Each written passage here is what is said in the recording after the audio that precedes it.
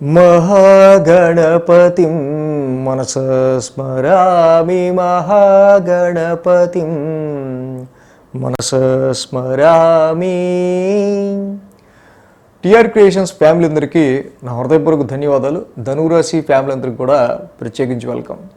So ధనురాశి వారికి సంబంధించి ఇక్కడ మీరు పెట్టుకున్న ప్రతి ఎక్స్పెక్టేషన్లోనూ ఎంతో ఆచితూచి ఎంత అడిగేసినా డెఫినెట్గా ఓకే ఇది మనకి పాసిబుల్ అవుతుంది, ఇది మనం చెయ్యొచ్చు అనుకుని ఎంత పాజిటివ్గా ఆలోచించి తీసుకునే డెసిషన్, ఎంత ఎక్స్పెక్టేషన్ పెట్టుకున్నా కానీ ఎందుకో కొంత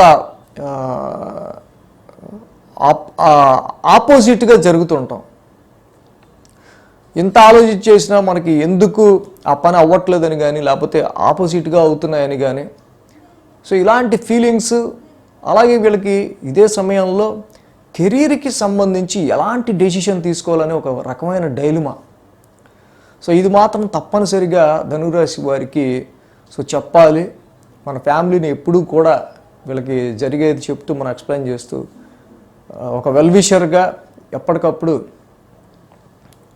ఎలాంటి సిచ్యువేషన్స్ ఉండబోతున్నాయి, సో దానికి తగ్గట్టు మీరు ఎలా ప్లాన్ చేసుకుంటే ప్రిపేర్ అయ్యి ఉంటే బాగుంటుంది అనేది మనం ఎప్పుడు వీడియోగా అందిస్తుంటాం. కాబట్టి సేమ్ ఈ రాశి వారికి సంబంధించి మేజర్గా మనం చూస్తే రవి కుజులు అనేవాళ్ళు ఈ రాశికి సంబంధించి చాలా కీ రోల్ అంటే కీ ప్లానెట్స్.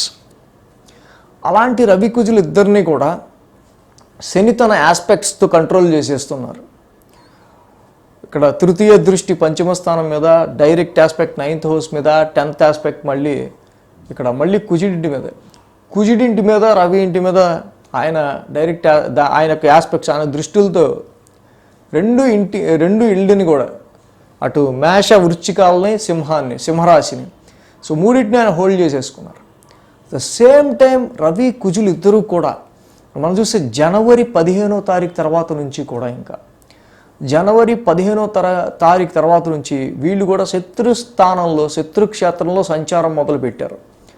జనవరి 15, ఫిబ్రవరి 15, మార్చి 15, ఏప్రిల్ 15. సో ఇలాగా ఇక్కడ రవి మకర రాశి అయిపోయింది, మళ్ళీ కుంభరాశి, మళ్ళీ శనితో యుతి అవుదాం, మళ్ళీ వెళ్ళంగానే పోనీ ఈ యుతి అయిపోయింది అనుకోగానే మేన్ రాశిలో రాహుతో కంజెక్ట్ అవటం. సో ఈ విధంగా మెయిన్గా రవి కుజులు ఇద్దరు కూడా మంచి కీ రోల్ ఇంపార్టెంట్ ప్లానెట్స్ అయిన ఈ యొక్క గ్రహాలు ఏవైతే ధనురాశి వారికి మేజర్గా శత్రుస్థాన సంచారంలోనూ రాహుతో ఇతిలోనూ ఉండిపోయినాయో జనవరి 15 నుంచి టిల్ ఈ ఎఫెక్ట్ మనకి జూన్ 1st తారీఖు దాకా ఉంది.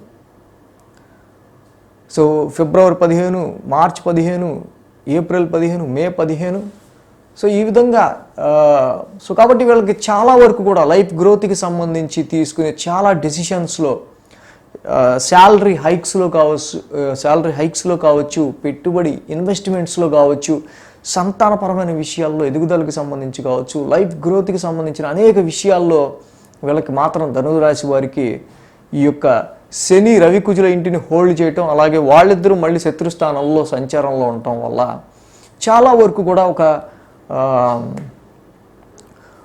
పెట్టుకున్న ప్రతి ఎక్స్పెక్టేషన్ అంటే ఇన్ని నెలలుగా జనవరి, ఫిబ్రవరి, మార్చి, ఏప్రిల్ ఇలాగా ఇన్ని నెలలుగా వాళ్ళకి కొంత ఏంటంటే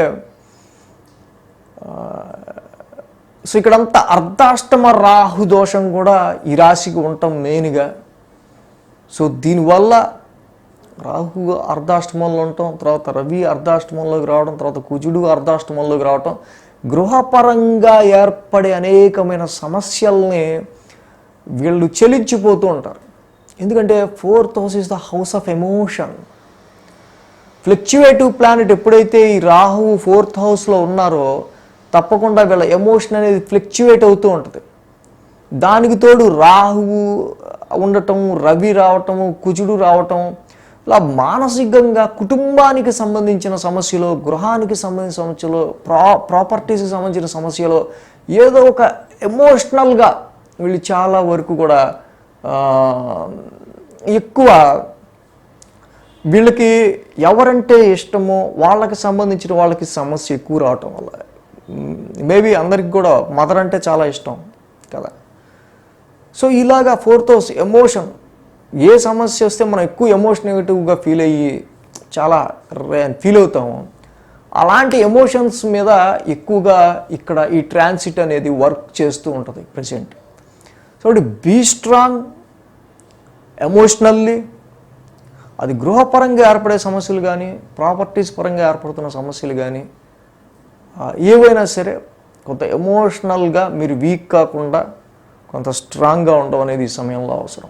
సో ఈ సమస్యలన్నీ కూడా మెయిన్గా అసలు ఇంటికి సంబంధించి ఇన్ని సమస్యలు, లేకపోతే దీనికి సంబంధించి ఇన్ని సమస్యలు, వీటిని పడే బదులు ఇక్కడ దశమ స్థానంలో కేతు ఉండటం వల్ల సో చాలాసార్లు ఇక్కడ జాబ్కి డిటాచ్ అవుదాం,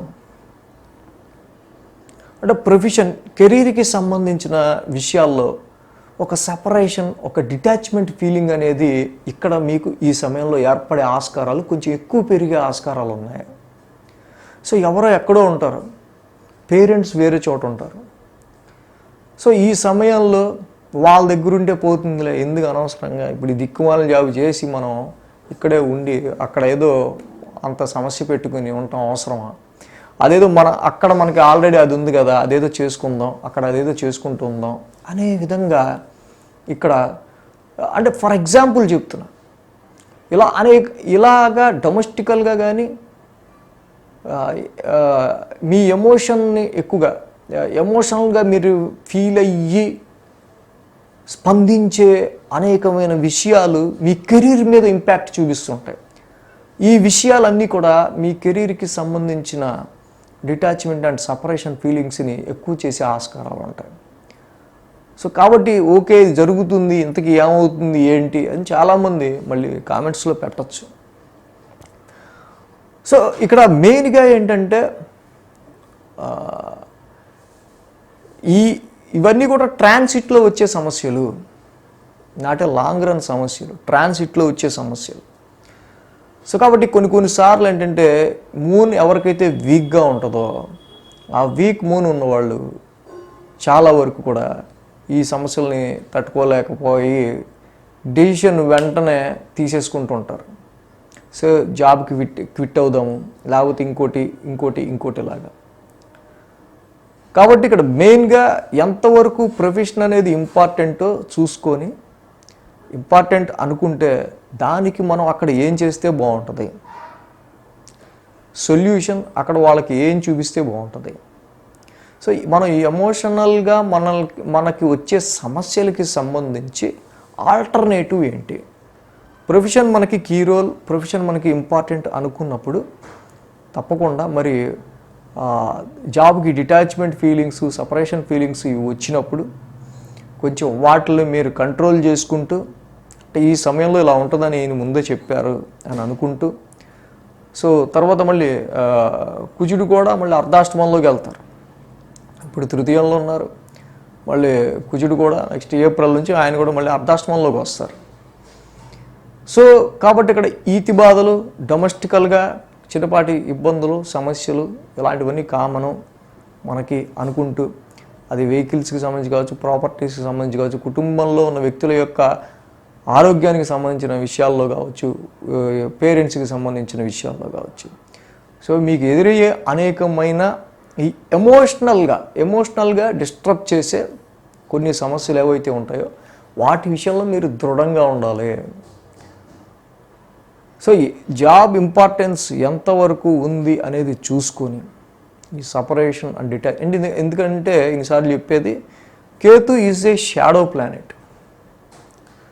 when a shadow planet in your 10th house. So కాబట్టి ఇక్కడ ప్రొఫెషనల్గా కేతు ఈజ్ ద పాస్ట్.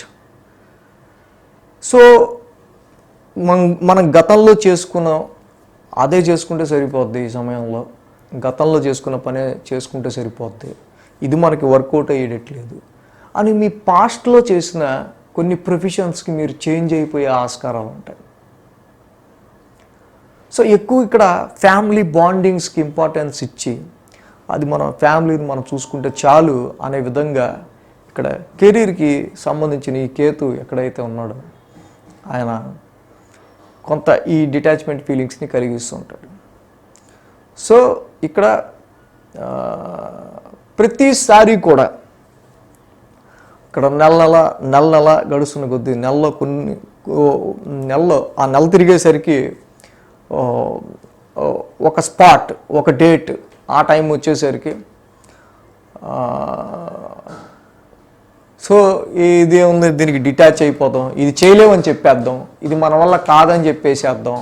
ఇలాగా కొంత ప్రతిసారి ఒక డిటాచ్మెంట్ ఫీలింగ్ అనేది. ఎందుకంటే 16 నెలలు కేతువు ఉండే అక్టోబర్ 30 వచ్చారు ఆయన. అక్టోబర్ 30 మళ్ళీ 2025 మార్చి వరకు ఉంటారు. సో ప్రతి నెల ఇలాంటి ఫీలింగ్స్ ఏవో వస్తుంటాయి. సో దానిలో మేజర్గా మనకి ఇప్పుడు రవి ఆయన అర్ధాష్టమంలో ఉన్న టైము, కుజుడు అర్ధాష్టమంలో ఉన్న టైము. సో ఈ టైంలో ఎక్కువ దాని ఎఫెక్ట్ మనకి ఎక్కువ చూపిస్తుంది. కాబట్టి జూన్ 1 వరకు కూడా ఇలాంటి ఫీలింగ్స్ ఉన్న జాబ్ మీకు నీడ్ అనుకుంటే, ప్రొఫెషన్ జాబ్ అనేది మీకు నీడ్ అనుకున్నప్పుడు తప్పకుండా దాని మీద అంత డిటాచ్మెంట్ ఫీలింగ్ని పెట్టుకోకుండా ఆల్టర్నేటివ్గా మనం ఇక్కడ డొమెస్టికల్గా ఇంటికి సంబంధించి, గృహానికి సంబంధించి వచ్చే సమస్యలకి సంబంధించి ఎక్కువ ఎమోషన్ అవ్వకుండా, సో ఏదైనా ఎవరికైనా ట్రీట్మెంట్ అవసరం, మంచి ట్రీట్మెంట్ చేయించడం. సో ఏదైనా ఒక ఇష్యూ ఉంది,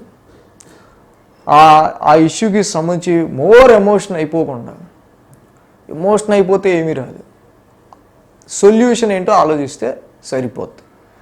పాసింగ్ క్లౌడ్గా ఉండే ఈ ట్రాన్సిట్ని కనుక మీరు తట్టుకుని జూన్ 1 వరకు కొంచెం ఓపిక పడితే, సో ఈ అర్ధాష్టమంలో ఉన్న రాహు, అర్ధాష్టమంలో కుజుడు, అర్ధాష్టమంలో ఉన్న రవి, సో ఇక్కడ మోస్ట్ ముఖ్యంగా పంచమ నవమాధిపతులుగా పవర్ఫుల్ ప్లానెట్స్ అయిన రవి కుజుల యొక్క సంచారం సరిగ్గా లేకపోవటం వల్ల చాలా వరకు ఈ సమయంలో ఏది వర్కౌట్ అవుదేమో అని ఒక ఫీలింగ్కి వచ్చేస్తారు.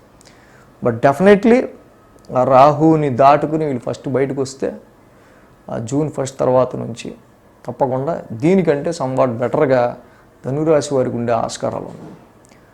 సో ఈ 2025 మార్చ్ వరకు కూడా separation, detachment with job, profession, కెరీర్కి సంబంధించిన విషయాల్లో, కెరీర్కి సంబంధించిన విషయాల్లో షాడో ప్లానెట్ ఉంది అన్న మాట మాత్రం మీ మైండ్లో పెట్టుకొని కెరీర్కి సంబంధించిన విషయాల్లో ఫికిల్ మైండెడ్గా కానీ, లేకపోతే ఫ్యూచర్ గురించి అసలు ఏంటి అనేది ఆలోచించకుండా కానీ డెసిషన్ తీసుకోవద్దు.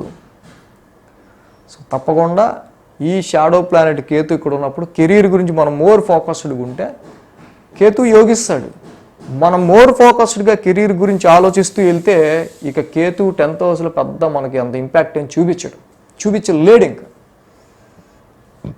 సో ఇవన్నీ మర్చిపోకుండా మీరు పెట్టుకున్న ఎక్స్పెక్టేషన్స్లో ఎందుకు ఇంత ఆపోజిషన్ వస్తుంది, ఆపోజిట్గా జరుగుతుంది, ఎందుకు వర్కౌట్ అవ్వట్లేదు అనే వాటికి రీజన్ ఏంటంటే శత్రుక్షేత్రంలో రవి కుజుల యొక్క సంచారం శనితో రాహుతో కంజెక్ట్ అయ్యి ఉంటాం జనవరి నుంచి జూన్ దాకా. సో ఒక సైడ్ అంతా కూడా. సో కాబట్టి ఈ విషయాన్ని గుర్తుపెట్టుకొని మీరు మన వీక్లీ రాశి ఫలాల్లో ఎప్పుడు ఏ టైంలో ఈ యొక్క అర్ధాష్టమ రవి లేకపోతే అర్ధాష్టమ కుజుడి యొక్క దోషం వస్తుంది, ఏ టైంలో ఏ ట్రాన్సిట్లో అది మనకు ఎక్కువ ఎమోషన్ క్రియేట్ చేయొచ్చు, ఫ్యామిలీ పరంగా కావచ్చు, మదర్ పరంగా కావచ్చు, ఎమోషన్ పరంగా కావచ్చు. ఈ యొక్క సమస్యల వల్ల మనకి ఎప్పుడు జాబ్కి సంబంధించిన విషయాల్లో ఎక్కువ లెస్ కాన్సన్ట్రేషన్ ఉండిపోయే ఆస్కారాలు ఉంటున్నాయి ఎదగనీయకుండా. సో ఇలాంటి వీక్లీ రాశి ఫలాల్లో ఆ ట్రాన్సిట్ వచ్చినప్పుడు మనం కరెక్ట్గా చెప్పుకుంటాం కాబట్టి మీరు ఆ వారంలో కరెక్ట్గా జాగ్రత్త తీసుకుంటే బ్యాలెన్స్డ్గా వెళ్ళిపోతాయి వచ్చే 3 నెలలు కూడా. కాబట్టి ఈ విషయాన్ని మర్చిపోవద్దు. Keep watching TR creations. Weekly రాశి ఫలాల ట్రాన్సిట్ని మీరు తప్పకుండా ఫాలో అవ్వండి. Thank you very much. ఈ వీడియో కనుక మీకు నచ్చినట్లయితే లైక్ చేయండి, షేర్ చేయండి. మరిన్ని అప్డేట్స్ కోసం సబ్స్క్రైబ్ చేయడం మాత్రం మర్చిపోకండి.